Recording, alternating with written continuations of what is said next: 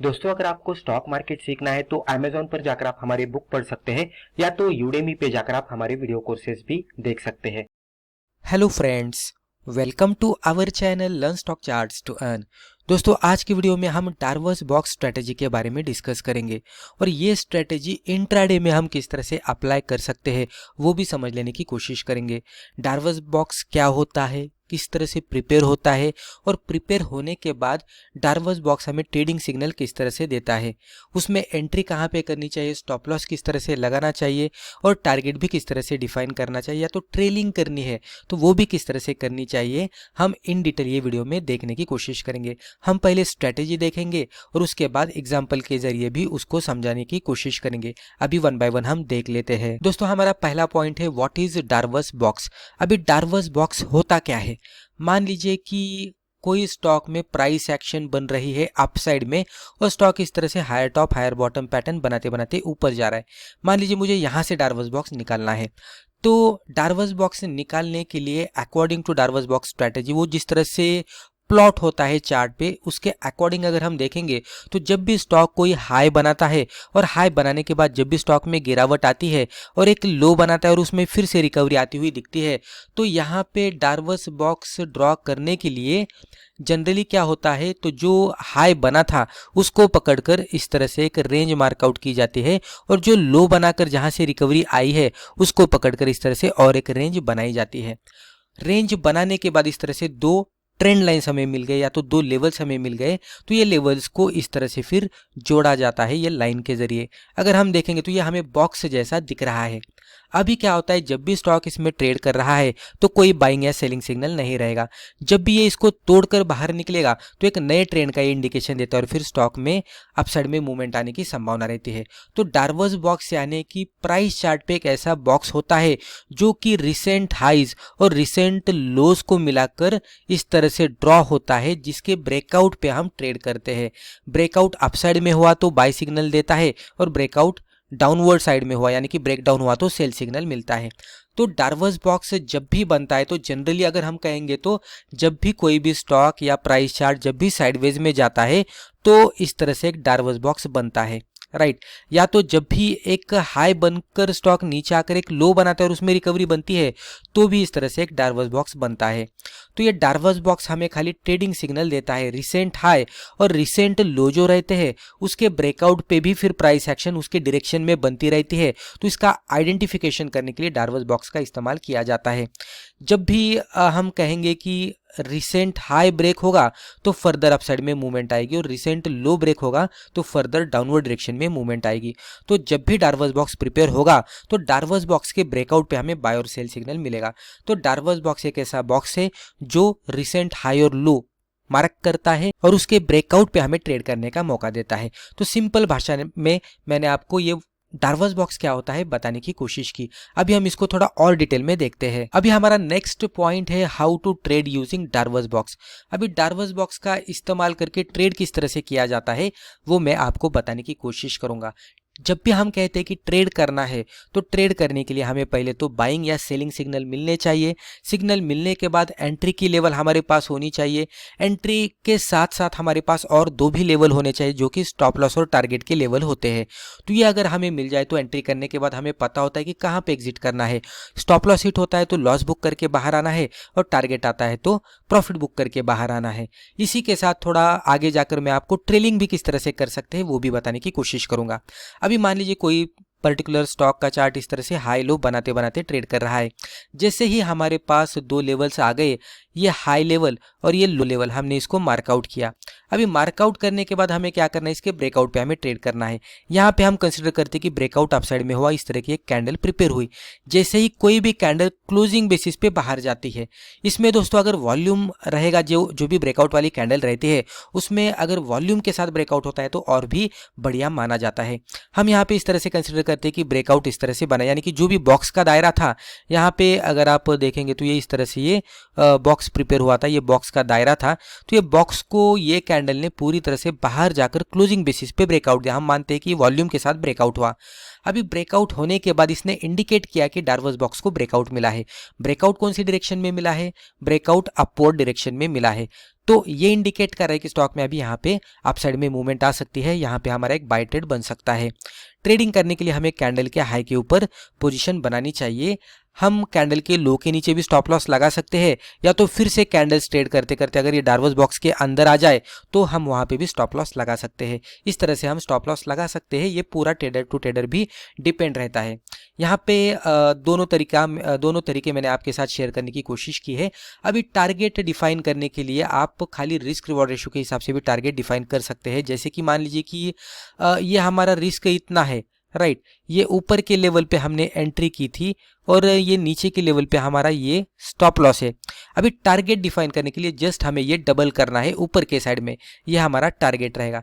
यानी कि एंट्री से स्टॉप लॉस का जितना डिस्टेंस है उससे डबल डिस्टेंस हमें ऊपर ऐड करना है, जितना भी बनेगा वो हमारा टारगेट रहेगा। तो इस तरह से 1:2 के रिस्क रिवॉर्ड के साथ हम यहाँ पे ट्रेड कर सकते हैं, राइट। अभी ये बाय साइड में हो गया, इसके अपोजिट ही सेल साइड में रहेगा। सेल साइड में खाली ब्रेकडाउन निचले साइड में होगा और निचले साइड में कोई कैंडल ब्रेकडाउन देकर नीचे जाकर क्लोज आउट देती है तो इसके लो के नीचे हमें एंट्री करनी है, हाई के ऊपर स्टॉप लॉस, और आप रिस्क रिवॉर्ड रेशियो के हिसाब से टारगेट डिफाइन कर सकते हैं। तो मुझे लगता है कि इतना आपको समझ में आया है कि डार्वस बॉक्स के ब्रेकआउट पे किस तरह से ट्रेड करना है, एंट्री कहाँ पे करनी है, स्टॉप लॉस किस तरह से लगाना है और टारगेट को भी किस तरह से डिफाइन करना है। अभी हम देखते हैं कि ट्रेलिंग किस तरह से करनी है। कभी कभी क्या होता है कि हम देखते हैं कि स्टॉक में पोजीशन बनाने के बाद हमने मान लीजिए कोई स्टॉक में पोजीशन बनाई और पोजीशन बनाने के बाद कंसिडर कीजिए इस तरह से बॉक्स बना था और बॉक्स के ब्रेकआउट पे हमने ट्रेड लिया और ट्रेड लेने के बाद मान लीजिए हमारा स्टॉप लॉस ये लेवल पे था, हमारा टारगेट यहाँ पे था। टारगेट आने के बाद हमने यहाँ पे प्रॉफिट बुक करके एग्जिट किया। लेकिन कभी कभी क्या होता है कि स्टॉक यहाँ से भी बहुत सारा ऊपर जाता है और फिर अगर हम देखते तो ये यहाँ पे आता हुआ दिखता है। रिस्क रिवॉर्ड रेशियो के हिसाब से अगर हम कहेंगे तो कभी कभी 1:3, 1:4, 1:5 का भी रिस्क रिवॉर्ड यहाँ पे मिलता हुआ दिखता है। तो हमें लगता है कि अगर हमने इसको कैरी किया होता तो डेफिनेटली हम इसमें मैक्सिमम प्रॉफिट कमा पाते। तो यही सिचुएशन को थोड़ा हैंडल करने के लिए हम ट्रेलिंग भी कर सकते हैं।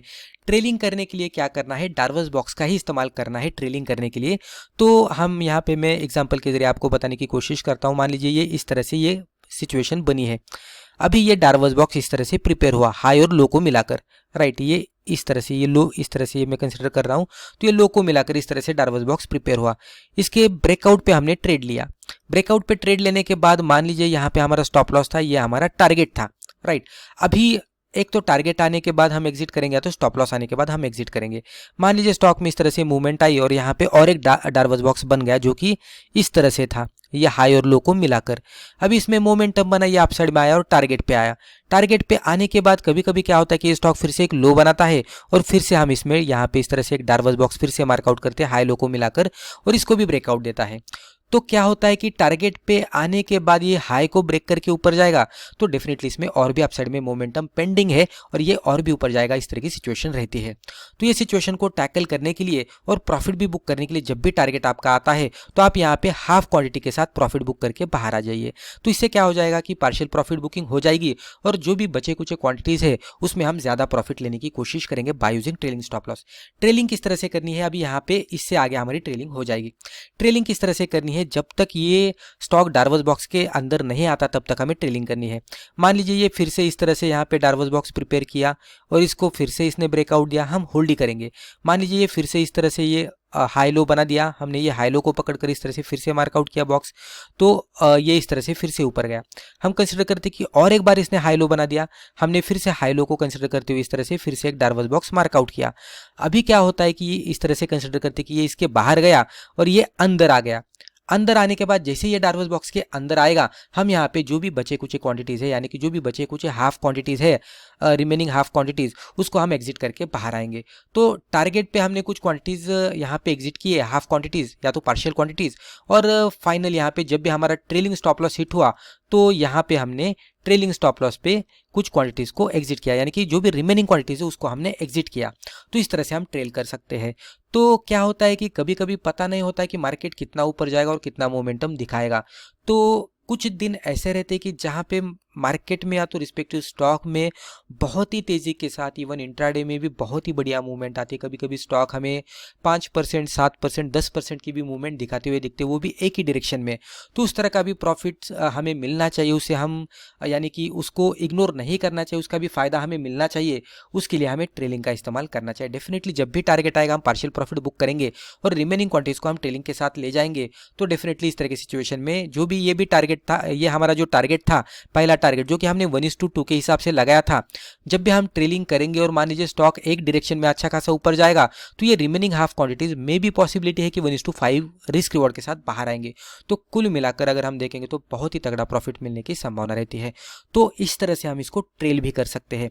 तो यहाँ तक मुझे लगता है कि आपको समझ में आया होगा कि डार्वस बॉक्स क्या होता है, किस तरह से प्रिपेयर होता है, डार्वस बॉक्स के ब्रेकआउट पे हमें किस तरह से ट्रेंड का आइडेंटिफिकेशन करके ट्रेडिंग करनी चाहिए, यानी कि एंट्री कहाँ पे करनी चाहिए, स्टॉप लॉस और टारगेट किस तरह से लगाना चाहिए, और उसी के साथ मोमेंटम बना रहता है तो उसका फायदा लेने के लिए ट्रेलिंग भी किस तरह से करनी चाहिए।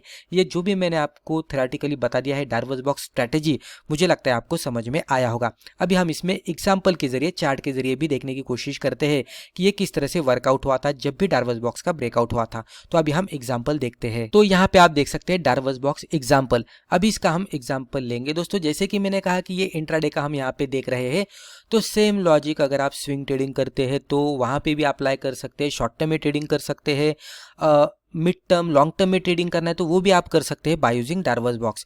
खाली आपको टाइम फ्रेम चेंज करना है। इंट्राडे में अगर आप ट्रेड करना चाहते हैं तो डेफिनेटली 5 मिनट, 10 मिनट, 15 मिनट की कैंडल इस्तेमाल करके डार्वस बॉक्स की जो भी स्ट्रैटेजी उसको अप्लाई कर सकते हैं।